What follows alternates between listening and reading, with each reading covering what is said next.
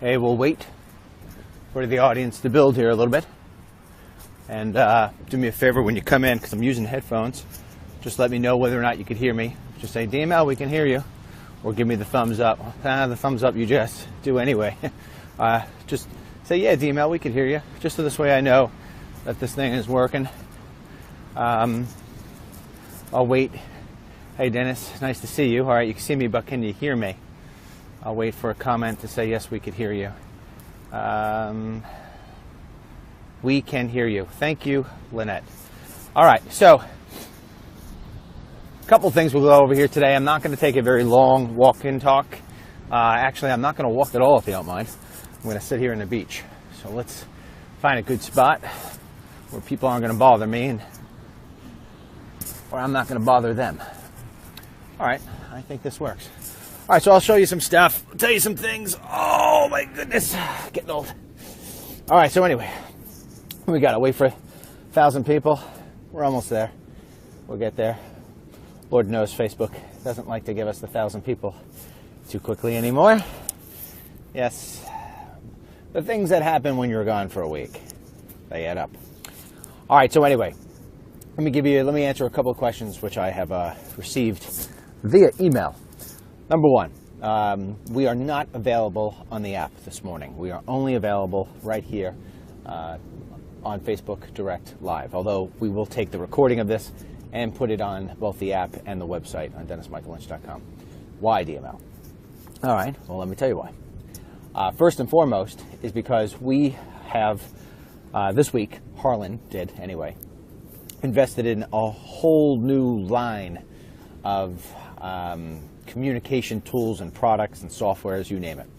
So this way, we can simulcast to Facebook and to YouTube and to Twitter and to Instagram and to all these different places and to our app and to our website all at once without having to be subjected to Facebook's shortcomings, Facebook's dislikings, Facebook's whatever. Unfortunately, I've had it. I'm going to share it with you too. I've so had it with Facebook. I've come to the end of my rope. So we have bought all this stuff, and now it's time to connect it. So it's one of those things, you know, our train never really stops. We always try to keep it going 24/7, and the walk and talks every day, and et cetera, so forth. But you know, changing tires on a moving car is real hard to do. So we have come to the conclusion that the only way to get this right is to stop doing the app feeds for live walk and talks for at least a week until I get back, until we get it all settled out. And we'll just do Facebook Lives, then we'll download it, and then we'll put it to the app and to the website, la-di-da-di-da-di. So that's why you can't get it on the app. Number two, people saying, DML, the app's not working. I'm not getting my alerts anymore. It's not true. It is working, and it's working perfectly fine. The reason why you're not getting your alerts is because it's very simple. Yours truly made a decision. All the people who work with me and for me, they have access to pretty much everything. There's one thing I didn't give them access to, and that is my Twitter and my alert system. And the reason being is because I don't want anybody to inadvertently, mistakenly,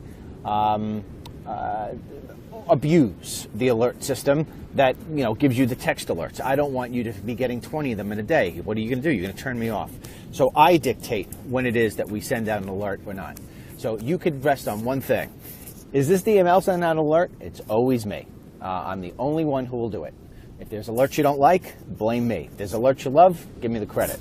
That said, if I'm in a courtroom or I'm traveling in a place that has no cellular service, like in the middle of a desert, if I'm down at the border, I can't send out Twitter alerts, and that's why you didn't get the alerts for the last week. So there you go. I just sent out one this morning from my hotel room, and that's why you got it. All right, now we knocked that out. Now that we got those two lines of business out, let me give you a recap of this week and some of the events that I've done and some of the very interesting things that have gone past my days, and who I'm about to meet tonight. Maybe meet tonight. I'll start with that first. I was supposed to be back in New York already today. My plans were to get back to New York on Friday night. But I wound up getting a phone call from a friend who lives here in San Diego where I am, and I'm going to show you some of the stuff here in San Diego where I'm sitting right now. It's absolutely beautiful, and it ties into a story I'm going to tell you about national security. But I got a phone call from somebody and said, hey, any chance you could stay in San Diego for a few more days? And I said, not really, I got to get back. And they said, well, what about if I told you that you can meet the President of the United States? I said, I could change my schedule. So here's the deal. There is a big reception tonight in San Diego on what is known as the USS Midway. It is a very large naval ship which has been retired for quite some time. And as far as I know, if I got this right, the oldest living member of the military, he's 105 years old. It's his birthday tonight. And so I am invited as a VIP to this big, huge extravaganza for this admiral who's 105 years old. There's going to be old generals there, la-di-da-di-da-di, and it's going to be spectacular as far as I'm concerned and from what's been delivered to me as the agenda for this evening. And that President Trump is flying in to give a speech and to say hello and to work the room and do what presidents do on those sort of events. And because I am in the VIP on the VIP list, odds are very high I will wind up getting my 2 minutes with the president. So I'll have to use it very, very effectively. So we'll see how that works. But that's why I'm still here, so I will not get back to New York until Sunday, to be honest. And so that's why I have been sort of out of touch. Now, that's what's going on there today. What am I doing in San Diego to begin with? Some of you may have watched the video I started making the other night from down here. I was showing you how it is that the Navy sort of surveils this area. And I had somebody approaching me. And when that somebody approached me, I just turned it off. I stopped it abruptly. And people say, oh, I can't find the video anymore. You'll be able to find the video. It will wind up being, most of it will wind up being in They Come to America 4. My good buddy Mark on the other end wound up capturing the video, so we've got it, all right? But ultimately, what I did was I came down here to San Diego after I testified in the Bundy trial, which I want to talk about that a little bit too. I came down here to film for They Come to America 4.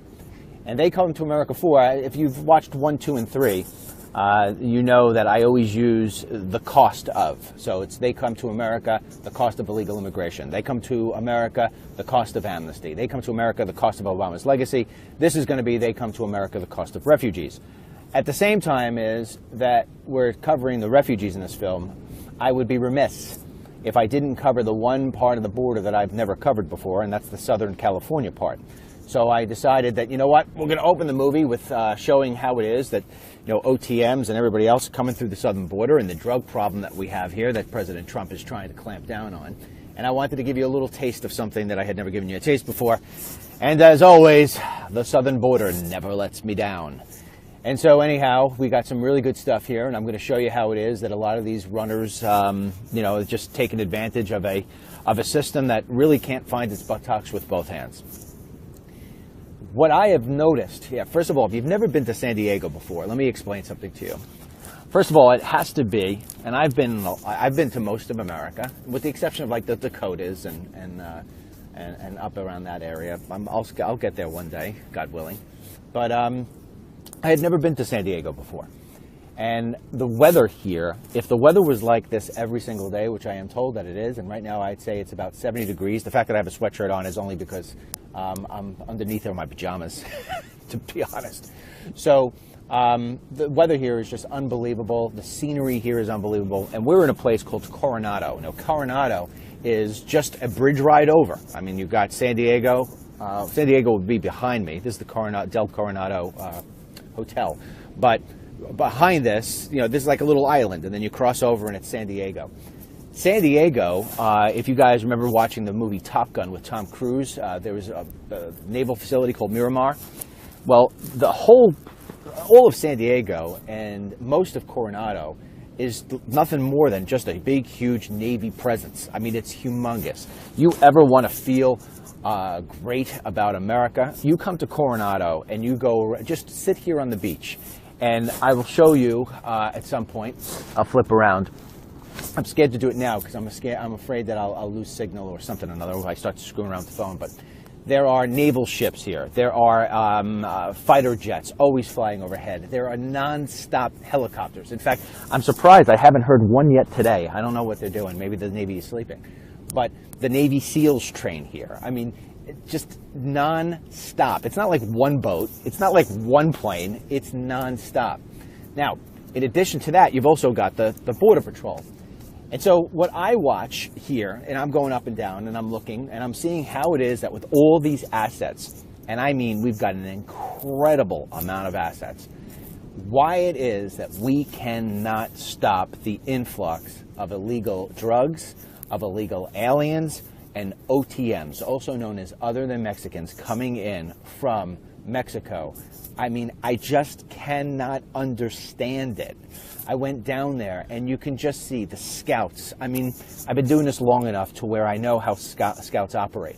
And the reason being is because one of the things that I have done with every movie, when I was explaining this to my daughter who's with me, I said, you know, when I do these movies, what I do is I spend a couple of days down at the places where I'm going to go first, and I check out everything. I monitor it. I look how people are, where people go, where people don't go, and who appears to be the scouts, how the Border Patrol works, how they don't work, when they don't work. And God forbid I run into a problem. What is my escape route? What road don't go down because I don't want to get stuck in a dead end. I mean, I cover everything. So this way, it is the sort of experience where I could give you the best sort of filming. I could give you the best kind of information, and at the same time, I don't run into trouble. For example, you may remember Marine Taramisi. I can never say his name the right way. The Marine who took the wrong road down here and wound up landing himself into Mexico and in jail for, I think it was almost a year, because he had guns in his truck, and the Mexican police took him in. I mean, you can see, I was down there. I checked very quickly. Now, when I went down to the end, I was careful not to make a wrong turn because I remember that story. Tamarisi is his name. I remember Tamarisi making the wrong turn. So, I mean, I go and I'm slowly scouting to make sure I don't even come close to the wrong turn.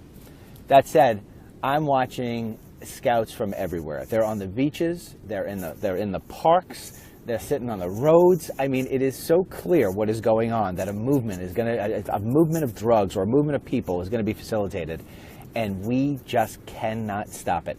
There is literally, and I caught it on camera. There is a place right down at the end of the border. You can actually let me even step back. For those of you who haven't been here, San Diego, I don't know, it's probably about 20 miles off the border. So as you start going closer to the border, what happens is at the end of where California and Mexico actually touch where the water is, where the ocean is, there is a fence that runs about, I don't know, 30 feet, 40 feet into the water. So, I mean, if you wanted to come around, all you have to do is just swim around the fence, and then you're in America. Now, there are there's one park, and there's like a wildlife refuge that it's Mexico, the fence, the park, and then a refuge. And there's a whole bunch of just horse ranches sprinkled in between. And this place has unbelievable cover. And this is where we saw a lot of, what we felt were scouts. How do you know the DML? How do you know they're scouts? I don't know. I look at a guy who's sitting on a beach in long dungarees and a long sleeve shirt. He's got absolutely nobody with him. He's doing nothing. He's just sitting there and continuously looking this way, continuously looking that way, once in a while looking onto his cell phone. I mean, could he just be a guy who's just sitting there enjoying the beach by himself? Yeah, but you know what? There's a problem. It's not a place where people go on that beach. It's not a place where people just go. There was no place where he would have come from. I mean, he would have had to walk long distances. And this is the same sort of thing I saw in Texas. And then at a certain point you look, they just get up and they go. And it's always the same thing. All the people sort of disperse at the same time. So had I been doing this only one time, then yeah, you could question whether or not I think this person is a scout. I've been doing this for 8 years. I think I know who the scouts are. And in talking to the ICE agents and the Border Patrol guys they kind of let me to understand what to look for, and so I have. And listen, at the end of the day, they're not going to hurt you. They're not going to hurt you for as long as you don't get in their way. If you get in their way, they're going to hurt you. If you don't get in their way, just going to go about your business. So there's one area where where a helicopter literally just does this 360-degree circle, puts itself down on the ground, picks itself back up, does a 360-degree circle, puts itself back on the ground. It does this the whole time, just a 360, just keeps on going around. Now, how big is the 360? It's the equivalent of them doing a tour around an NFL football stadium. That's how big the 360 is. And they're just clearly just checking out this area. Periodically, another helicopter will come in. And yet, we cannot stop this stuff from coming through. Why and how? I just cannot understand. I mean, you would think that where I am sitting right now is the most safe place in the world. At any given time, and again, I got it on video yesterday, I mean, I could just go, I could whistle like for dogs, woo, whoop, and 3 F-16s would be flying over my head. I mean, the assets out here are insane. And how it is that we're not being able to protect our borders, just, I don't understand it. I just do not understand it. I wish I had an answer for you. Yeah, you might be able to say there's an answer in there somewhere. You know, maybe somebody's on the take, or there's no will to stop it, or whatever it may be. But there has to be. You know, it's amazing. You can have a conversation anywhere, people, and you can have it right by me. Sorry. So you can blame it on whatever it is that you want. I blame it on a lack of will, on a high level, you know, and having that lack of will is what really, at the end of the day, affects your life and my life, just because there are a couple of people at the top that have a lack of will. And it's very disturbing to me, you know. Every time I make a They Come to America, I always vow that I'm never going to make another one. And I didn't think I was going to make a They Come to America 4. And boy, would I like President Trump to make it so this way there has to be no They Come to America 5. But anyhow, we shall see. Maybe that's what I'll say to him tonight. Maybe if I get the chance to meet him tonight, I will. These people, I mean, I don't know. What am I, a magnet for kids? Right? If I can't have them with my wife, they want to bring them to me. Love kids, but I'm trying to have a walk and talk, buddy. I moved away from you the first time for a reason. Jesus. All right, there we go. Now you get to see the same hotel from a different perspective. Yeah, I don't know. These kids are like a magnet to DML. I don't know. I must smell like candy or something. So maybe popcorn. I got popcorn in my teeth. Yeah. All right. So anyhow, so that was that. Now I want to tell you about this thing with the Bundy trial. You know, I haven't had the opportunity yet to speak to my lawyer, so I have to be very, very cautious about what I say here, because one thing I can guarantee you, almost, is that one of the guys from the FBI will definitely be watching. Yes. So I don't know what I'm allowed to say and what I'm not allowed to say. So I will keep it very, very dry, if you will. I decided what it is that the name of the 8:30 show that we're about to launch in the next week or two, by the way. This Bundy trial and trip here has really set me back, in the sense that everything that we had almost ready to accomplish has now been pushed back. I got to get back to New York. I got to get everything. It's like you got to start the engines up again. I'm thinking probably within the next week or two. I know Harlan's made some nice advancements, but the young lad has not gotten it to the point of where I would say, yeah, we're going to do a show.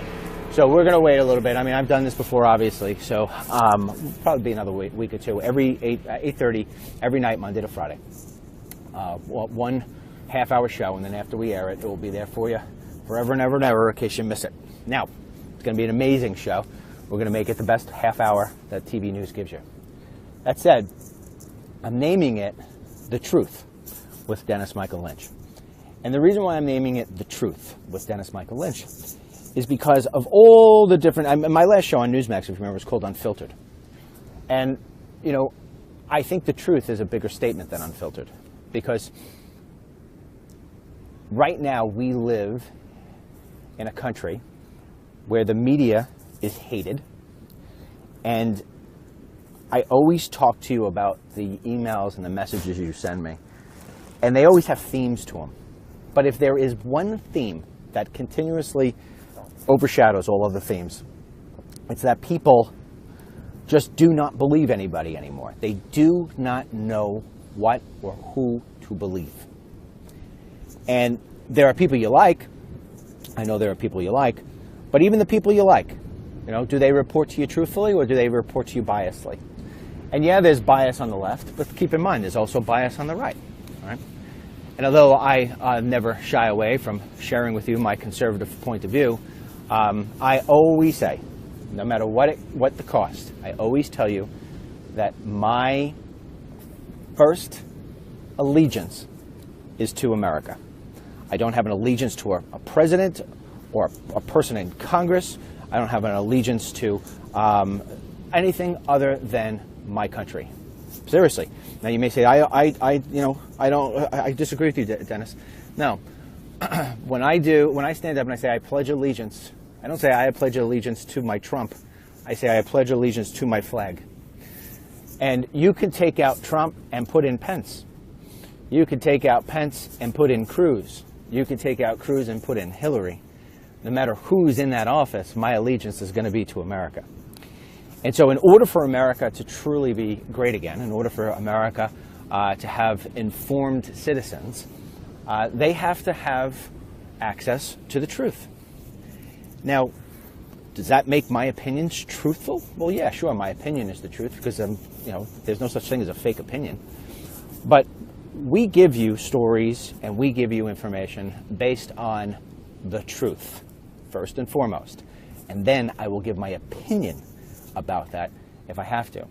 If you agree with my opinion, fantastic. If you disagree with my opinion, I still hope that you have the wherewithal to acknowledge the truth that has been given you. And if the truth hurts the president, well, then the truth hurts the president. I didn't create the story. The story was created somewhere. The story was created by itself. I am going to give the truth. If the truth works in the president's favor, well, hallelujah, because I voted for him. I'm not going to deny that. The reason I tell you that is because I want you to come back into the Bundy trial. There would be some who would hope that my story would be one way, and there would be others that would hope that my story would be another way. But my story is not based on what those people want. My story is based on what happened. And my story is based on what the truth is. And I can tell you this much. I can guarantee you this much. I'm able to read body language fairly well. You probably can too. I looked at the body language of the jurors who were sitting to my right. I was right next to them.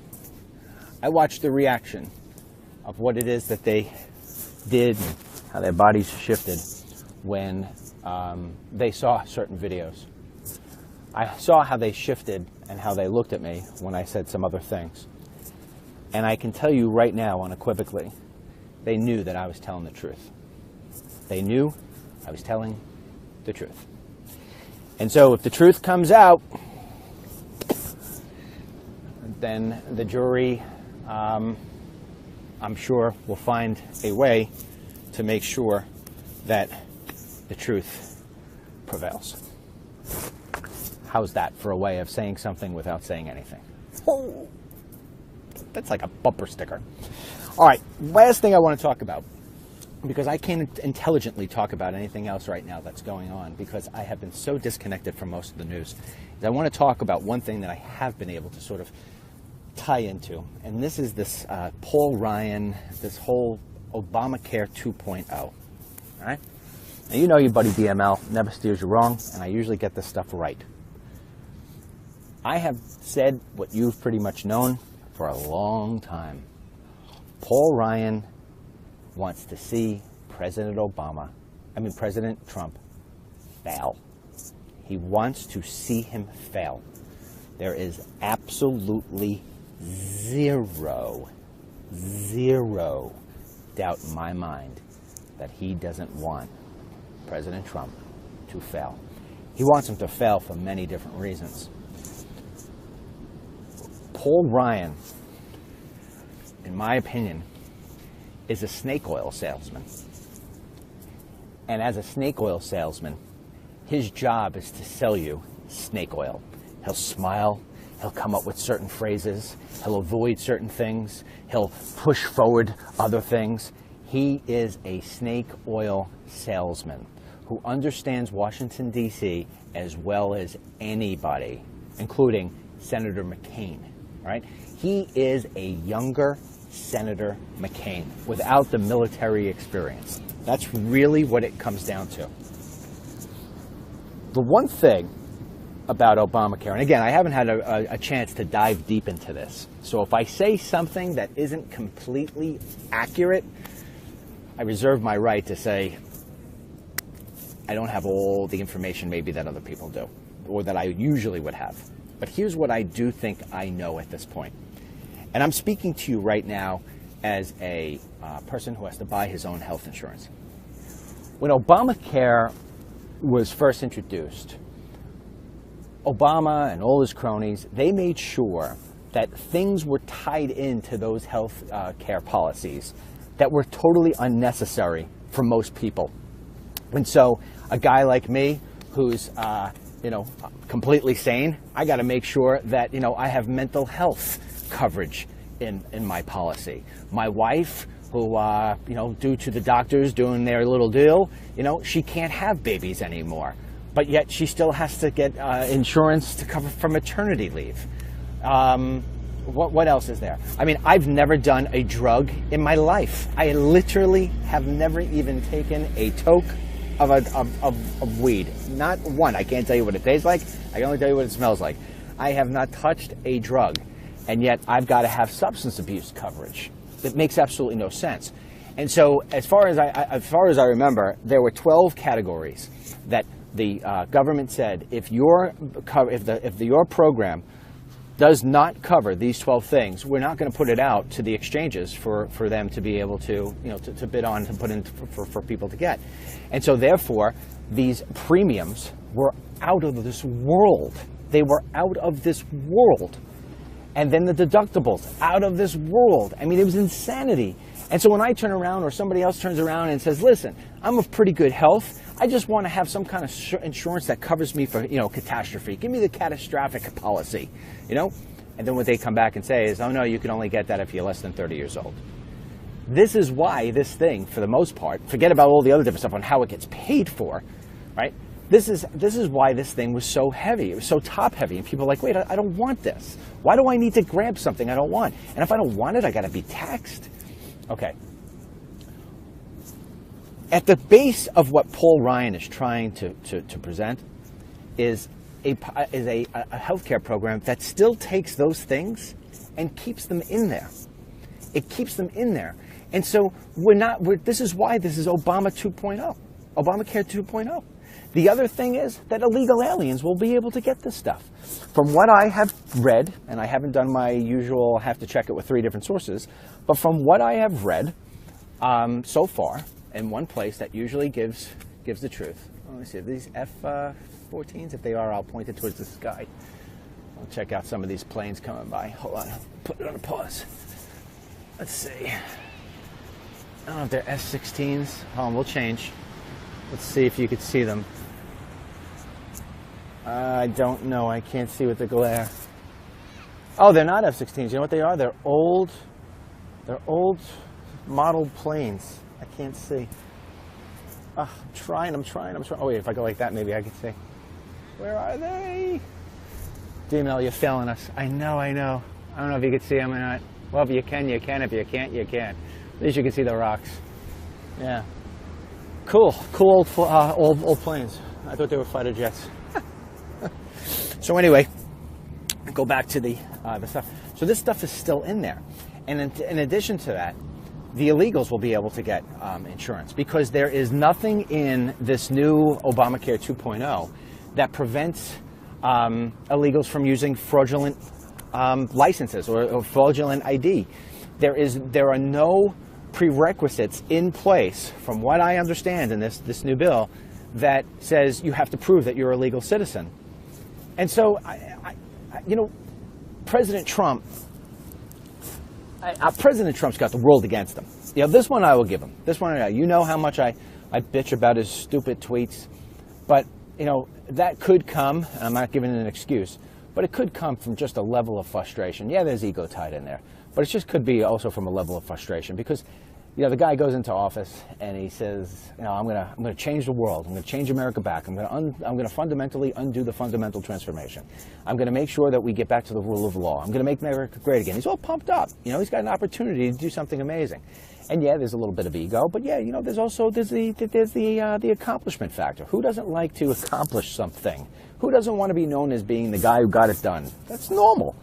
But now he goes in there and he's starting to realize how well this works, and that his power is only so great, and that he needs the cooperation of other people in order to be able to make it so his agenda could go through.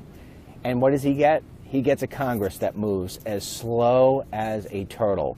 And then when they come up with something, you got Paul Ryan trying to push this crap onto the American people. And then Trump is going to sit there and he's going to say, don't worry, we're still working on this. We're going to keep on negotiating. We're going to keep on negotiating. He's going to keep on fighting back and forth and back and forth. And the only thing that's happening in that is that time keeps on filling. Yep. And so what that does, and Ryan knows this, is the more you delay, the less that gets accomplished.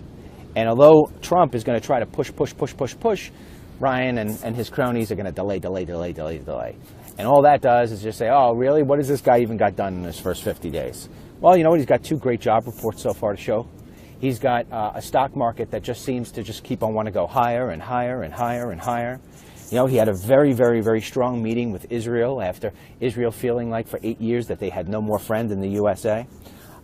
He has, from what I have been told, reignited the spirit of the Border Patrol, who now feels like they have somebody who supports them and they could go out and do their job. He has started deporting people. He has started to cut back on regulations. I'm sure there's a lot of other little things. He put forward his new travel ban, although I disagree with how that travel ban is outlined. I think we should be adding more countries, not less. But, who am I? But either way, that's out there, although that's going to start to be challenged. The guy's making progress. There's no doubt he's making progress. But they're trying to drag him through the mire, and they're trying to slow things down. And I go back to Paul Ryan. The least amount of things that get accomplished by President Trump, odds are great that he wouldn't get reelected. And then you get somebody like maybe a Senator Warren, who maybe could get elected in the next go-round, and she'll be weak. And people will be thirsty to pick up where Trump tried to bring things, and he'll try to run.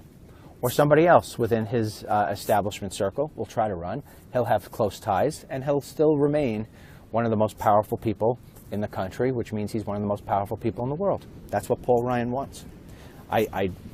You got to just look over the course of time on how Paul Ryan has treated Donald Trump, the candidate, Donald Trump, the nominee, and Donald Trump, the president.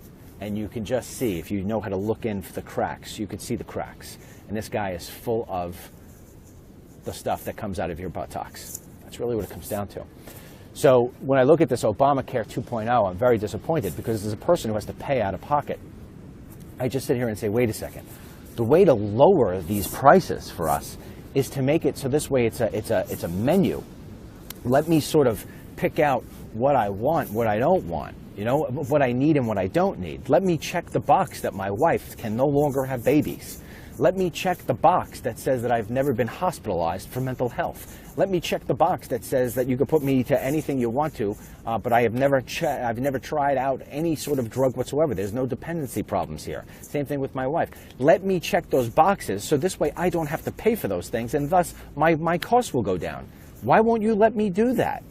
It's sort of like when you go to a restaurant and they're saying to you, listen, no matter what you order, you have to, the check is going to include every appetizer, every entree, and every single last thing that is on the dessert menu. That's what your bill is going to be. That's what you have to pay for. Even if you don't eat the stuff, it's on the menu, so you have to pay for it. That's what this is. That's what it is. They are shoving the entire menu into your bill and telling you, yeah, I know that you're only going to wind up ordering the mashed potatoes and the steak, and maybe you'll get the shrimp cocktail. Yeah, your dinner bill should be $120, but it's not. It's going to be $1,020. That is what this is. Oh, and by the way, yeah, that illegal alien over there, yeah, he has the same access that you do. I know his name is Joe Mexico, but his license says it's Joe America, and so we're going to let him buy it. And yeah, when he starts using the insurance, yeah, you're going to have to pay for that. This is where we are. This is what it is. And so anyhow, I think it's really bad, bad, bad, bad, bad. The other thing about healthcare that I just want to say before I jump off here is, you know, I don't know why. I've never heard President Trump talk about this before. I didn't hear him talk about it as a candidate. I didn't hear him talk about it as a nominee. I never hear anybody talk about it. The only other person I've ever heard talk about this, other than myself, and because I was drawing up my own plan when I was exploring, I knew healthcare was a big thing. So I was creating a plan based on prevention. See, our healthcare system right now is based on treatment. Right? So we're always chasing the problems. We're always chasing the disease. We're always chasing the illness, you know? And therefore, it costs so much money to try to, you know, just to narrow it down. Hey, what's wrong with this person? And, you know, you got 16 tests later, and it's finally like, oh, okay, we figured out. You have heart disease because you are obese. Okay.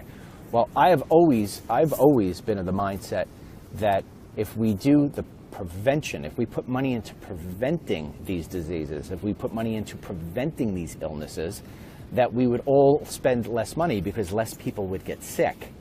And the less people the more people are healthy, the less they go to the doctor, the less they go to the hospital, the less the strain on these medical systems. So that is one thing I wanted to put a lot of money into, is prevention stuff. You know, I would rather give you a tax deduction for showing the fact that you have a monthly bill to a gym, you know, simple stuff like that's keeping your costs down and keeping you healthier. You know, I also wanted to invest money in clinics because so many people use the hospital for reasons that they don't need to use the hospital. If we had more clinics where the cost of treating somebody is, you know, you could be treated in a sort of, you know, walk-in sort of style, and yet your bill would be maybe, you know, $60 instead of going to a hospital where it would wind up becoming $600 to $2,000. So these are things that I wanted to see in there, and that's why I hope that President Trump will sort of push for this kind of stuff, but who knows.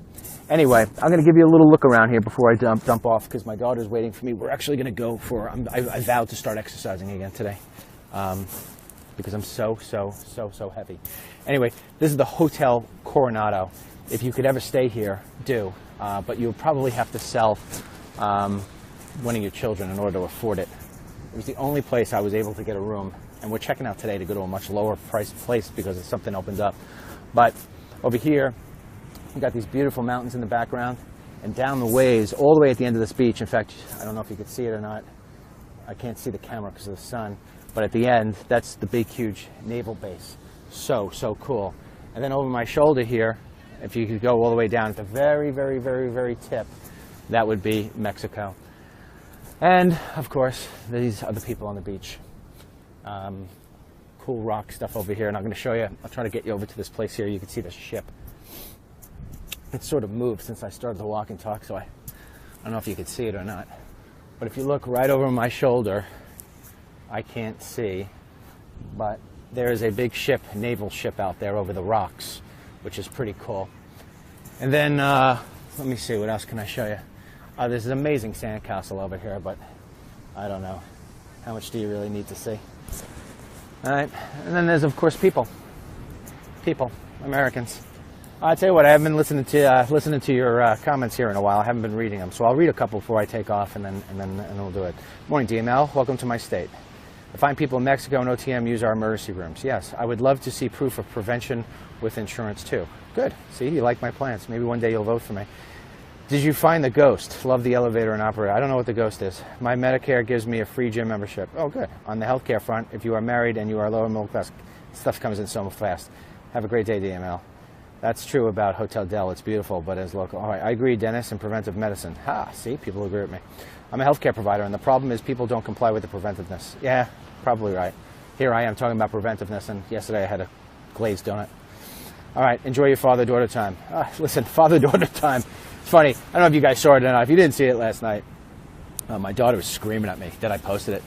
I was sitting there and, Facebook Facebook is screwing with our account once again. The reach, you measure it by reach, and our reach is like back down to like the days when I first started, and so that impacts our traffic. It impacts how many people are alerted about the walk and talks, and so we knew a person who knew a person who knew a person who get us somewhere, beyond the back end of the computer at Facebook.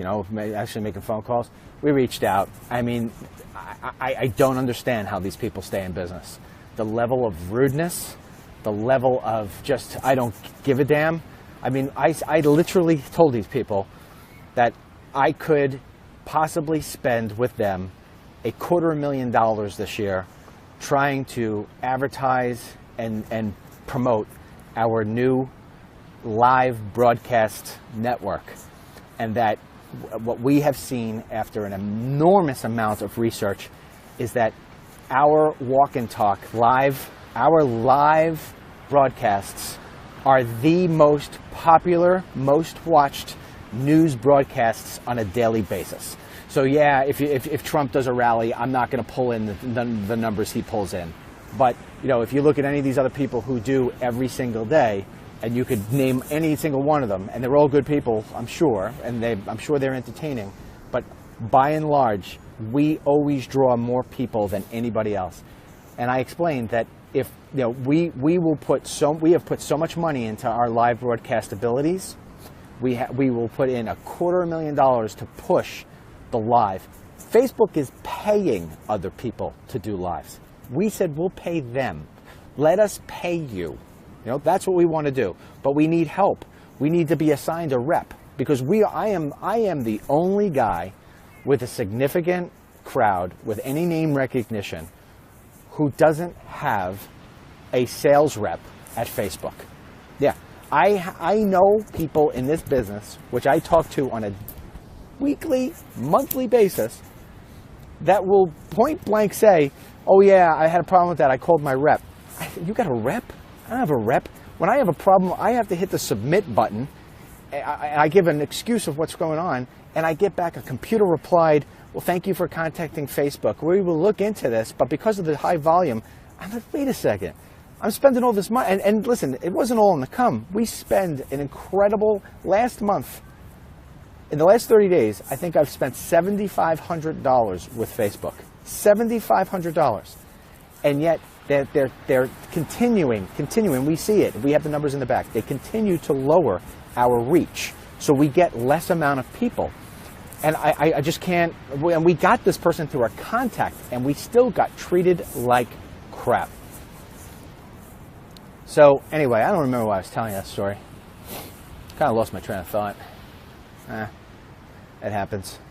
Do they have that in Obamacare 2.0? Something for loss of train of thoughts? But anyhow, I was telling you for some reason. Why was I telling you that? I don't know. Doesn't matter. But anyway, they're definitely suppressing what we're trying to do here. And, I just said to them, you know what, I'm not giving you $250,000. I'll give it to somebody else. I'll call up Twitter. I'll call up YouTube. It's not the same. We'll just put it into our own app. Yes, we have this new website launching in the next 2 weeks where you could do all this commenting and stuff like that. Just come on over to our side. The hell with Facebook. I mean, I've tried so hard. I've tried to be the nice guy. I've tried to be the loud guy. My goodness, I need a haircut. Oh, that's what I was talking about. My daughter. So anyway, I posted last night to Facebook this video my daughter had published. Actually, I should say she recorded. I published it. My daughter is a filmmaker herself. She is a photographer. She's won awards. She's fantastic. I mean, hands down, fantastic. And so I like to take her on these journeys with me. And she had off from school, and she said, "Yeah, I'll come, Dad." So she came with me. We do these things. We get along like butter and bread, the two of us. And so last time we were in California, she came with me. It turned out to be, it was also Bundy related. I had to interview Bundy from Oregon. So we flew into San Francisco, and we took a car ride from San Francisco up to Oregon. And while we went through the Redwood Forest, I was like, hey man, put on the tunes. It was one of the greatest places you could ever check out. And as we're doing it, Stairway to Heaven from Led Zeppelin. And she's buying her stairway to heaven. So we're singing this as it goes. And It was one of the coolest things ever. She recorded on a phone. I didn't even know she did it. And we're driving through. I'm driving through probably faster than I should. And we're singing Stairway to Heaven. And so anyway, that also happens to be the ringtone on my cell phone. So when my phone goes off, Stairway to Heaven plays. It's one of my favorite songs. It's a long story short. We were driving to the Grand Canyon on the way to, we came into Arizona. We were going to the bungee trail, and we went, stopped off at the Grand Canyon. And as we're getting close to the Grand Canyon, I say, hey, put the music on. And would you believe it? Stairway to Heaven comes on. So we start singing this. We're singing to it. And I said, grab the phone. We should be recording this. So she starts recording us going to Stairway to Heaven. And it's just great. I mean, I have a lot of fun. I don't know if you want to watch it or not, but I mean, I love it. I've watched it 50,000 times because it just shows how much fun I have with my daughter. And in doing that, I put it up on YouTube last night. And then I tried to put it on our website. Well, would you know, it wasn't up for 20 seconds. And YouTube takes it down, saying that it was a copyright. And I'm like, oh my God, the song's playing in the back off the stereo. I'm not making any money off it. I didn't have any ads attached or anything. I'm just simply singing a song that is on the radio. And so they took it down. So what we did is we took it and put it up on a different player that doesn't have the restrictions YouTube does. And so it's up there. So if you get a chance, you check it out. DML and his daughter sing Stairway to Heaven. It's pretty good. Just sing along with me. All right, until that. I haven't sang in a while. All right. I'm going to go now. I have to go buy a jacket to go meet the President of the United States, assuming he comes. And I don't know. I think my jacket size is going to be a lot bigger than it usually is. It's terrible. I didn't bring a jacket with me. No, I didn't testify with a jacket. Testified in a collared shirt with a sweatshirt. Yep. Anyway. All right, guys and gals. Till tomorrow, which I will not be with you tomorrow. Tomorrow I am traveling home. Maybe Harlan will do it. Till next time, God bless you. God bless our troops. God bless the United States of America. And God bless Led Zeppelin. See you later. Two people saying, DML, the app's not working. I'm not getting my alerts anymore. It's not true. It is working, and it's working perfectly fine. The reason why you're not getting your alerts is because it's very simple. Yours truly made a decision. All the people who work with me and for me, they have access to pretty much everything. There's one thing I didn't give them access to, and that is my Twitter and my alert system. And the reason being is because I don't want anybody to inadvertently, mistakenly, abuse the alert system that gives you the text alerts. I don't want you to be getting 20 of them in a day. What are you going to do? You're going to turn me off. So I dictate when it is that we send out an alert or not. So you could rest on one thing. Is this DML sending out an alert? It's always me. I'm the only one who will do it. If there's alerts you don't like, blame me. If there's alerts you love, give me the credit. That said, if I'm in a courtroom or I'm traveling in a place that has no cellular service, like in the middle of a desert, if I'm down at the border, I can't send out Twitter alerts, and that's why you didn't get the alerts for the last week. So there you go. I just sent out one this morning from my hotel room, and that's why you got it. All right, now we knocked that out. Now that we got those two lines of business out, let me give you a recap of this week and some of the events that I've done and some of the very interesting things that have gone past my days, and who I'm about to meet tonight. Maybe meet tonight. I'll start with that first. I was supposed to be back in New York already today. My plans were to get back to New York on Friday night.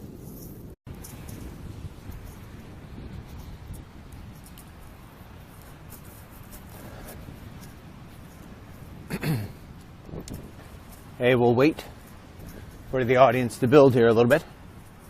And do me a favor when you come in, because I'm using headphones, just let me know whether or not you could hear me. Just say, DML, we can hear you. Or give me the thumbs up. The thumbs up you just do anyway. Just say, yeah, DML, we can hear you. Just so this way I know that this thing is working. I'll wait. Hey, Dennis, nice to see you. All right, you can see me, but can you hear me? I'll wait for a comment to say, yes, we could hear you. We can hear you. Thank you, Lynette. All right, so a couple things we'll go over here today. I'm not going to take a very long walk-in talk. Actually, I'm not going to walk at all, if you don't mind. I'm going to sit here on the beach. So let's find a good spot where people aren't going to bother me, and or I'm not going to bother them. All right, I think this works. All right, so I'll show you some stuff. I'll tell you some things. Oh, my goodness. Getting old. All right, so anyway, we got to wait for 1,000 people. We're almost there. We'll get there. Lord knows Facebook doesn't like to give us the 1,000 people too quickly anymore. Yes, the things that happen when you're gone for a week, they add up. All right, so anyway, let me answer a couple of questions which I have received via email. Number one, we are not available on the app this morning. So I'll have to use it very, very effectively. So we'll see how that works. But that's why I'm still here. So I will not get back to New York until Sunday, to be honest. And so that's why I have been sort of out of touch. Now, that's what's going on there today. What am I doing in San Diego to begin with? Some of you may have watched the video I started making the other night from down here. I was showing you how it is that the Navy sort of surveils this area. And I had somebody approaching me. And when that somebody approached me, I just turned it off. I stopped it abruptly. And people say, oh, I can't find the video anymore. You'll be able to find the video. Most of it will wind up being in They Come to America 4. My good buddy Mark on the other end wound up capturing the video, so we've got it. All right. But ultimately, what I did was I came down here to San Diego after I testified in the Bundy trial, which I want to talk about that a little bit too. I came down here to film for They Come to America 4. And They Come to America 4, if you've watched 1, 2, and 3, you know that I always use the cost of. So it's They Come to America, the cost of illegal immigration. They Come to America, the cost of amnesty. They Come to America, the cost of Obama's legacy. This is going to be They Come to America, the cost of refugees. At the same time is that we're covering the refugees in this film, I would be remiss if I didn't cover the one part of the border that I've never covered before, and that's the Southern California part. So I decided that, you know what, we're going to open the movie with showing how it is that, OTMs and everybody else coming through the southern border and the drug problem that we have here, that President Trump, only available right here on Facebook Direct Live. Although we will take the recording of this and put it on both the app and the website on DennisMichaelLynch.com. Why DML? All right, well, let me tell you why. First and foremost is because we have, this week, Harlan did anyway, invested in a whole new line of communication tools and products and softwares, you name it. So this way, we can simulcast to Facebook and to YouTube and to Twitter and to Instagram and to all these different places and to our app and to our website all at once without having to be subjected to Facebook's shortcomings, Facebook's dislikings, Facebook's whatever. Unfortunately, I've had it. I'm going to share it with you too. I've so had it with Facebook. I've come to the end of my rope. So we have bought all this stuff, and now it's time to connect it.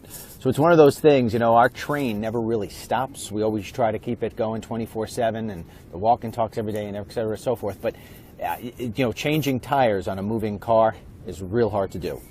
So we have come to the conclusion that the only way to get this right is to stop doing the app feeds for live walk and talks for at least a week until I get back, until we get it all settled out. And we'll just do Facebook Lives, then we'll download it, and then we'll put it to the app and to the website, la-di-da-di-da-di.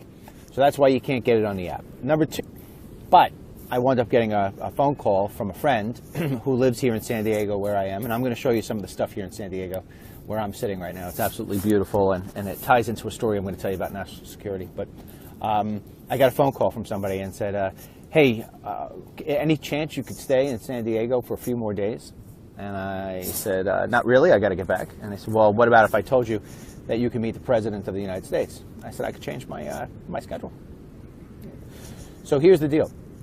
There is a big reception tonight in San Diego on what is known as the USS Midway. It is a very large naval ship which has been retired for quite some time, and as far as I know, if I got this right, the oldest living member of the military. He's 105 years old. It's his birthday tonight.